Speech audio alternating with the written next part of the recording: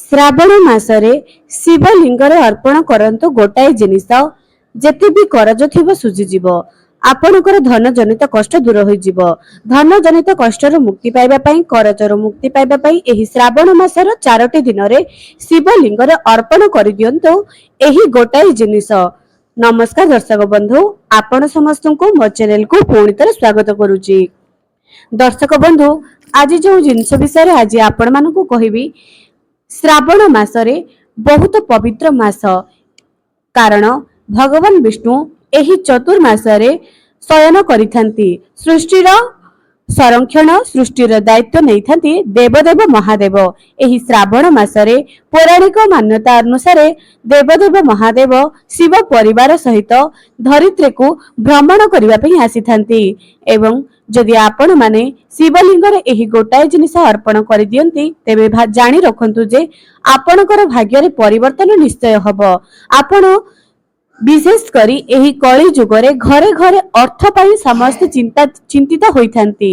ଯଦି ଅର୍ଥ ସମ୍ବନ୍ଧିତ କଷ୍ଟ ପାଉଛନ୍ତି, କରଜରେ ବୁଡି ଚାଲିଛନ୍ତି, ଯଦି ଆପଣମାନଙ୍କୁ କରଜରୁ ମୁକ୍ତି ପାଇବାର ଉପାୟ ଆପଣମାନଙ୍କୁ ପାଉନାହିଁ, ତେବେ ଶ୍ରାବଣ ମାସର ଏହି 4ଟି ଦିନରେ ଶିବଲିଙ୍ଗରେ କେବଳ ଗୋଟାଏ ଜିନିଷ ଅର୍ପଣ କରିବାର ଅଛି। କିନ୍ତୁ ଶ୍ରାବଣ ମାସର ଏମିତି 4ଟି ଦିନ କେଉଁ ଦିନ, ଯେଉଁ ଦିନରେ କି ଆପଣମାନେ ଏହି ଗୋଟାଏ ଜିନିଷ ଅର୍ପଣ କରିବେ? କେଉଁ ଜିନିଷ ଅର୍ପଣ କରିବେ? କାହିଁକି ଶ୍ରାବଣ ମାସ ସାରା ଅର୍ପଣ କଲେ ଆପଣଙ୍କର କଣ ସେହି ଅର୍ଥ ସମ୍ବନ୍ଧିତ କଷ୍ଟ ଦୂର ହେବ ନାହିଁ? ସେହି 4ଟି ଦିନର କଣ ବିଶେଷ ମହତ୍ଵ ରହିଛି? ଦର୍ଶକ ବନ୍ଧୁ, ଆପଣମାନେ ଏହି ଭିଡିଓଟି ଅତି ଧ୍ୟାନର ସହକାରେ ଶୁଣନ୍ତୁ, କାରଣ ଏହି ଭିଡିଓଟି ଯଦି ଆପଣଙ୍କ ପାଖରେ ପହଞ୍ଚି ଯାଇଛି, ତେବେ ଜାଣି ରଖନ୍ତୁ ଯେ ଆପଣଙ୍କ ସମସ୍ୟାର ସମାଧାନ ସ୍ୱୟଂ ଭଗବାନ ଆପଣଙ୍କ ପାଖକୁ ନେଇକରି ଆସିଛନ୍ତି। ଯେଉଁ ବି ମନୁଷ୍ୟ ନିଜର କରଜ ପାଇଁ ଚିନ୍ତିତ ଏବଂ ଧନ ସମ୍ବନ୍ଧିତ କଷ୍ଟ ପାଉଛନ୍ତି, ତୁରନ୍ତ ଶ୍ରାବଣ ମାସରେ ଏହି ଉପାୟ କରିଦିଅନ୍ତୁ।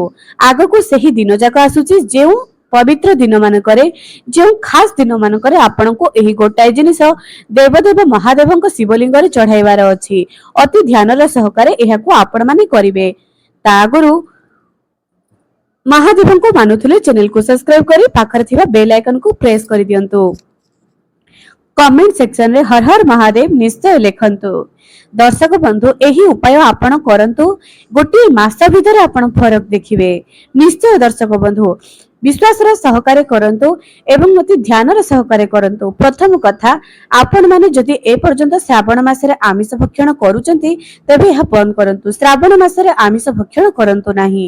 ଏବଂ ଦ୍ୱିତୀୟ କଥା, ଶ୍ରାବଣ ମାସରେ ଯଦି ଆପଣ କିଛି ପାଇବା ପାଇଁ ଚାହୁଁଛନ୍ତି, ଜୀବନରେ ବହୁତ ବଡ କଷ୍ଟ ଚାଲିଛି, କୌଣସି ସମସ୍ୟା ଚାଲିଛି, ଯଦି ସତରେ ପାଇବା ପାଇଁ ଚାହୁଁଛନ୍ତି ନା, ନିଜ ଘର ଆଖପାଖରେ ଥିବା ଶିବାଳୟକୁ ଯାଆନ୍ତୁ, ଖାଲି ପାଦରେ ଯାଆନ୍ତୁ, ନିଜ ଘରୁ ଗୋଟିଏ ଲୋଟା ଜଳ ନେଇକରି ଦେବଦେବ ମହାଦେବଙ୍କର ଅଭିଷେକ କରାନ୍ତୁ।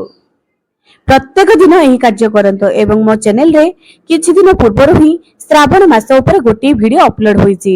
ଆପଣମାନେ ଏବେ ବି ସେହି ଭିଡିଓ ଦେଖିକରି ନିଜ ସମସ୍ୟା ପାଇଁ ସମାଧାନ ନିଜେ ହିଁ ବାହାର କରିଦିଅନ୍ତୁ।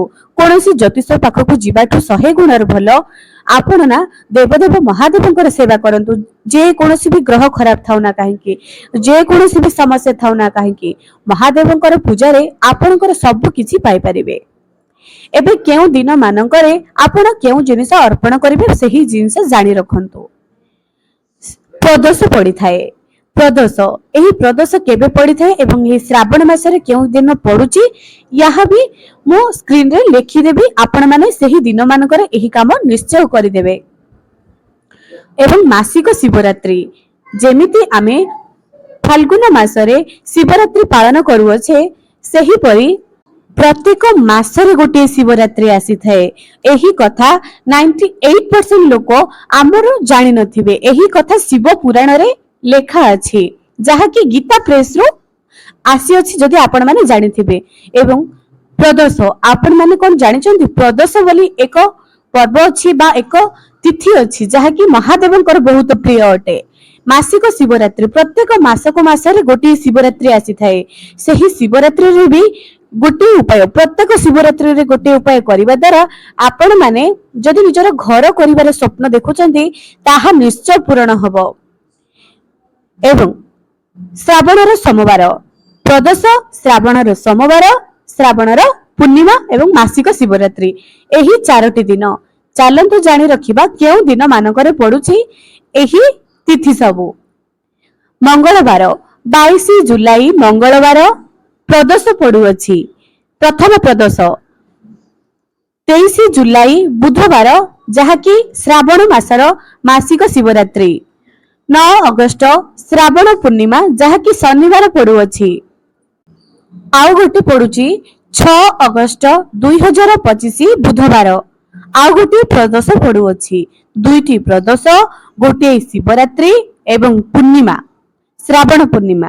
ତା ସହିତ ଆହୁରି ଗୋଟିଏ ଦିନ ଅଛି ଯାହାକି ଶ୍ରାବଣ ମାସର ସୋମବାର। ଏମିତିରେ ତ ଆଜି ଦ୍ୱିତୀୟ ସୋମବାର ପଡୁଅଛି, ଆଗକୁ ଆହୁରି ଦୁଇଟି ଶ୍ରାବଣ ସୋମବାର ପଡୁଅଛି। ଯଦି ଆପଣ ବହୁତ କରଜରେ ବୁଡି ଚାଲିଛନ୍ତି, ଯଦି ଆପଣ ମାନେ ଉନ୍ନତି କରିପାରୁନାହାନ୍ତି, ଧନ ସମ୍ବନ୍ଧିତ କଷ୍ଟ ପାଉଛନ୍ତି, ତେବେ ଆପଣ ମାନେ ଏହି ଉପାୟ ନିଶ୍ଚୟ କରିଦିଅନ୍ତୁ। ପ୍ରଥମ ବିଶେଷ କଥା ହେଲା, ଆପଣ ପ୍ରତ୍ୟେକ ଦିନ ଶିବାଳୟ ଯାଇକରି ଦେବଦେବ ମହାଦେବଙ୍କର ବିଶେଷ ପୂଜାର୍ଚ୍ଚନା ତ ନିଶ୍ଚୟ କରନ୍ତୁ। ଦ୍ୱିତୀୟରେ 100 ଗ୍ରାମ ଗୁଡ, ଗୁଡର ପରିମାଣ 100 ଗ୍ରାମ ରହିବ। 100 ଗ୍ରାମ ଗୁଡକୁ ଆପଣ ପାଣି କରିଦେବେ। ମନେ ରଖନ୍ତୁ, ହାତ ତାହିଁରେ ବୁଲାଇବେ ନାହିଁ। ତାହାକୁ ଭଲ ଭାବରେ ପାଣି କରି ଭିଜାଇ କରି ରଖିଦିଅନ୍ତୁ। ଏହାକୁ ଶିବାଳୟ ଯାଆନ୍ତୁ। ପ୍ରଥମେ ମହାଦେବଙ୍କ ଉପରେ ଯଦି ଆପଣଙ୍କ ପାଖରେ ପଞ୍ଚାମୃତ ଅଛି ତେବେ ନିଶ୍ଚୟ ଢାଳନ୍ତୁ। ବିଶେଷ ପୂଜାର୍ଚ୍ଚନା କରନ୍ତୁ। ମହାଦେବଙ୍କୁ ଚନ୍ଦନ, ବେଲପତ୍ର, ଫୁଲ ଏସବୁ ଦିଅନ୍ତୁ। ମହାଦେବଙ୍କର ନିଜର ଶକ୍ତି ଅନୁସାରେ ପୂଜାର୍ଚ୍ଚନା କରନ୍ତୁ, ଯାହା ବି ଅଛି ଆପଣଙ୍କ ପାଖରେ। ତାପରେ ସେହି ଗୁଡରେ ଥିବା ଜଳକୁ, 100 ଗ୍ରାମ ଗୁଡରେ ଯେଉଁ ଜଳ ପକାଇ ବହୁତ ବଡ ପାତ୍ରରେ ଆପଣଙ୍କୁ ସେହି ଗୁଡର ଜଳ କରିବାର ଅଛି। ଦୁଇ ହାତରେ ଧରିବେ, ନମଃ ଶିବାୟ ମନ୍ତ୍ର ଜପ କରିବେ କିମ୍ବା ଶ୍ରୀ ଶିବାୟ ନମସ୍ତୁଭ୍ୟଂ ମନ୍ତ୍ର ଜପ କରିବେ। ନିଜର, ନିଜ ସ୍ୱାମୀଙ୍କର, ନିଜ ଛୁଆଙ୍କର ନାମ ଏବଂ ଗୋତ୍ର ନିଜେ ନିଜେ ମନେ ମନେ ରଖିବେ ଏବଂ ମହାଦେବଙ୍କୁ ନିଜର କରଜ ସୁଝିବା ପାଇଁ, ଘରୁ ଦାରିଦ୍ର୍ୟତା ଦୂର ପାଇଁ, ଧନର ଆଗମନ ପାଇଁ ପ୍ରାର୍ଥନା କରିବେ। ଏମିତି ଶ୍ରାବଣ ମାସର ଏହି ଦିନ ମାନଙ୍କରେ ଆପଣ ମାନେ ଗୁଡର ରସ ନିଶ୍ଚୟ ଚଢାନ୍ତୁ। ଆପଣଙ୍କର ଯାହା ବି କରଜ ଥିବ ନିଶ୍ଚୟ ସୁଝିଯିବ। ଯଦି ଏହି ଉପାୟଟି ଆପଣଙ୍କୁ କାମ ନ ଦେବ, ଆପଣ ମାନେ କହିବେ 100% ଏହି ଜିନିଷ ଆପଣ ମାନେ ନିଶ୍ଚୟ କରନ୍ତୁ, କରଜ ସୁଝିଯିବ, ନିଶ୍ଚୟ ହବ। ଏହି ସବୁ କାମ ଆପଣ ମାନେ ନିଶ୍ଚୟ କରନ୍ତୁ। ଏବେ ଦର୍ଶକ ବନ୍ଧୁ, ଯଦି ଆପଣ ମାନେ ଏହି ଦିନ ମାନଙ୍କର ଗୋଟିଏ ଦିନ ବି କରିପାରିବେ କିମ୍ବା ପ୍ରତ୍ୟେକ ଦିନ ବି କରିପାରିବେ, ଯେମିତି କି ଦୁଇଟି ପ୍ରଦୋଷରେ କରିପାରିବେ, ମାସିକ ଶିବରାତ୍ରି ଦିନ କରିପାରିବେ କିମ୍ବା ଶ୍ରାବଣ ମାସର ସୋମବାର 2 ଦିନରେ ବି କରିପାରିବେ କିମ୍ବା ପୂର୍ଣ୍ଣିମା ଦିନ ବି କରିପାରିବେ। ଯଦି ଗୋଟିଏ ଦିନ ବି କରିବେ ତାହେଲେ ବି ଠିକ ଅଛି। ଯଦି କିନ୍ତୁ 100 ଗ୍ରାମ ର କ୍ୱାଣ୍ଟିଟି ରହିବା ଦରକାର। ତା ସହିତ ଯଦି ଗୋଟିଏ ଥର ଦେବେ ଠିକ ଅଛି, ଅନ୍ୟ ଦିନ ମାନଙ୍କରେ ଟିକେ ଗୁଡରେ ବି ଜଳ ପକାଇ ଏହାକୁ ଗୁଡର ରସ ଶିବଲିଙ୍ଗରେ ଆପଣ ମାନେ ଅଭିଷେକ କରାଇବେ ପ୍ରତ୍ୟେକ ଏହି ଶ୍ରାବଣ ମାସ ସାରା। ତା ସହିତ 100 ଗ୍ରାମ ଗୁଡ, ଯଦି ଆପଣଙ୍କ ପାଖରେ ସେତିକି ସମ୍ବଳ ଅଛି ତେବେ ଏହି ଦିନ ମାନଙ୍କରେ ଏହି ଉପାୟ ନିଶ୍ଚୟ କରନ୍ତୁ। 100 ଗ୍ରାମ ର ଗୁଡ ନିଶ୍ଚୟ ଦେବଦେବ ମହାଦେବଙ୍କର ଅଭିଷେକ କରାନ୍ତୁ, ଯେଉଁ ଦିନ ମାନଙ୍କୁ ମୁଁ ଆପଣ ମାନଙ୍କୁ ଜଣାଇଲି। ଏବେ ଦର୍ଶକ ବନ୍ଧୁ, ମାସିକ ଶିବରାତ୍ରି 23 ଜୁଲାଇ, ଯାହାକି ବୁଧବାର ଦିନ ପଡୁଅଛି। ଆପଣଙ୍କୁ ଗୋଟିଏ ବିଶେଷ ଉପାୟ କହୁଛି। ଯଦି ଆପଣ ମାନେ ଘର କରିବା ପାଇଁ ଚାହୁଁଛନ୍ତି, କିଛି ଗହମର ଦାନା ଦେବଦେବ ମହାଦେବଙ୍କ ଉପରେ ଚଢାଇ ଦିଅନ୍ତୁ। ସେଥିରୁ 12ଟି ଦାନାକୁ ହାତରେ ଉଠାଇ କରି ଆଣନ୍ତୁ। ପୁଣି ଯେଉଁ 12ଟି ଦାନା ଉଠାଇଲେ ସେଥିରୁ ଗୋଟିଏ ଦାନା ହାତରେ ନିଅନ୍ତୁ, ଜଳାଧାରୀ, ଯେଉଁଥିରେ କି ଅଶୋକ ସୁନ୍ଦରୀ ମହାଦେବଙ୍କର ସୁପୁତ୍ରୀଙ୍କର ଗୋଟିଏ ସ୍ଥାନ ଅଛି, ଅଶୋକ ସୁନ୍ଦରୀଙ୍କର ସ୍ଥାନ। ସେଠି ସ୍ପର୍ଶ କରି ମହାଦେବଙ୍କର ଶିବଲିଙ୍ଗରେ ତାହାକୁ ରଖିଦିଅନ୍ତୁ। ଯେଉଁ 11ଟି ଦାନା ଆପଣ ହାତରେ ରଖିଥିଲେ ତାହାକୁ ଘରକୁ ନେଇକରି ଆସନ୍ତୁ। ତାହାକୁ ଅତି ଜାଗ୍ରତରେ ରଖିଥିବେ।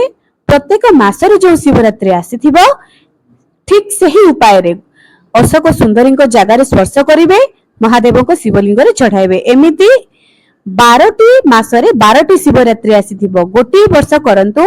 ଗୋଟିଏ ବର୍ଷ ସରିଯିବା ଭିତରେ ଠିକ ଆର ଶ୍ରାବଣ ମାସ ବେଳକୁ ଆପଣ ମାନେ ଦେଖିବେ ଯେ ଆପଣଙ୍କର ଘର ବନିବ, ନିଶ୍ଚୟ ବନିଯିବ। ଏହା ହେଉଛି ଶିବରାତ୍ରିର ବିଶେଷ ଉପାୟ। ନିଶ୍ଚୟ କରନ୍ତୁ ଦର୍ଶକ ବନ୍ଧୁ, ଆପଣଙ୍କର ସବୁ ମନସ୍କାମନା ମହାଦେବ ନିଶ୍ଚୟ ପୂରଣ କରିବେ। ଦର୍ଶକ ବନ୍ଧୁ, ଏହି ଶ୍ରାବଣ ମାସ ସବୁଠାରୁ ପବିତ୍ର ଏବଂ ପୁଣ୍ୟର ମାସ। ଆପଣ ମାନେ ଚାହିଁଲେ ଶିବ ମହାପୁରାଣରୁ ବି ପାଠ ଆରମ୍ଭ କରିପାରିବେ। ଏହି ଉପାୟ ଆପଣଙ୍କର ଜୀବନ ବଦଳାଇ ଦେବ। ତେଣୁ ନିଶ୍ଚୟ ଏହି ଉପାୟ କରନ୍ତୁ। ଆଜି ପାଇଁ ରହୁଛି, ପୁଣି ଦେଖା ହେବ ଆଗାମୀ ଏକ ସୁନ୍ଦର ଭିଡିଓ।